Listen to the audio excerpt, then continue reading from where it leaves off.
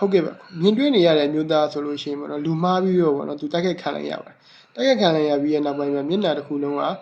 ရစရာမရှိလောက်အောင်ပျက်စီးသွားပြီးတော့အနားစရာဘောက်ရောက်ရှိသွားခဲ့တဲ့မျိုးသားတယောက်အကြောင်းပဲဖြစ်ပါတယ်ဖြစ်ပွားခဲ့တဲ့ခုနှစ်လေးရဆိုရင်2014ဒီဇင်ဘာ9ရက်အင်္ဂလန်နိုင်ငံမှာဖြစ်ပွားခဲ့တဲ့ဖြစ်ရပ်မှန်လေးပဲဖြစ်ပါတယ်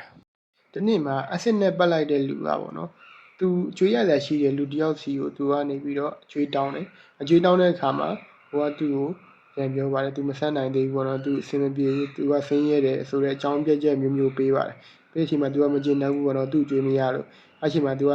ထိတ်တိုပြီးတော့ဒေါသထွက်ပြီးသူ့အိမ်ကိုလိုက်သွားပါတယ်အိမ်ကိုလိုက်သွားလို့သူတွေ့လိုက်ပါတယ်တွေ့လိုက်တဲ့အချိန်မှာသူကားပေါ်ကနေဆင်းလာတဲ့ကောင်မလေးတယောက်နဲ့အထဲမှာသူတာယာနေတွေ့သွားတော့ဖိုးကြီးကဒေါသထွက်သွားပါတယ်မိကဲဆိုင်ကိုဝင်ပြီးတော့သူအက်ဆစ်တစ်လုံးကိုဝယ်လိုက်တယ်ဝယ်ပြီးတော့အဲ့သူရစရာရှိတဲ့လူကိုသူပတ်မယ်ဆိုပြီးတော့သူကနေပြီးတော့ကျင်းသွားပြီးတော့လာလိုက်တယ်သူရစရာရှိတဲ့လူရဲ့နေမဲ့တိုက်ခန်းလေးရောက်တော့တိုက်ကပုံစံတူဖြစ်နေတဲ့အတွက်ကြောင့်မို့လို့သူတိုက်ခန်းမှားသွားတယ်ပေါ့နော်တိုက်ခန်းကဟိုဘက်တစ်ခန်းဒီဘက်တစ်ခန်းကတ်ထားတဲ့အတွက်ဘယ်ခန်းမှမသိဘူးဒါပေမဲ့သူစိတ်ထဲမှာသူမှန်တယ်ထင်ပြီးတော့အဲ့ချိန်မှာသူဘဲနှိမ့်လိုက်တယ်ဘဲနှိမ့်လိုက်တော့အဲ့မှာလူတယောက်ကထွက်လာတာကိုတွေ့တော့ဒီလူပဲဆိုပြီးတော့သူကနေပြီးအဲ့လူထင်တယ်သူကနေချောင်းပြီးပတ်လိုက်တဲ့အချိန်မှာချားလူဖြစ်နေသူလူမားပြီးတော့ပတ်လိုက်တာကိုသိချင်းမှာပဲသူထွက်ပြေးသွားခဲ့တယ်ဒီလိုမဟုတ်ဘူးဆိုတော့သူသိပြီးတော့သူကြောက်ပြီးထွက်ပြေးသွားတယ်အဲ့ချိန်မှာပဲအပတ်ခံလိုက်ရတဲ့ဒီမျိုးသားဆိုလို့ရှိရင်ပေါ့နော်ဆေးရုံကိုပို့လိုက်တယ်ပို့လိုက်ပြီးတော့သူ့မျက်နှာက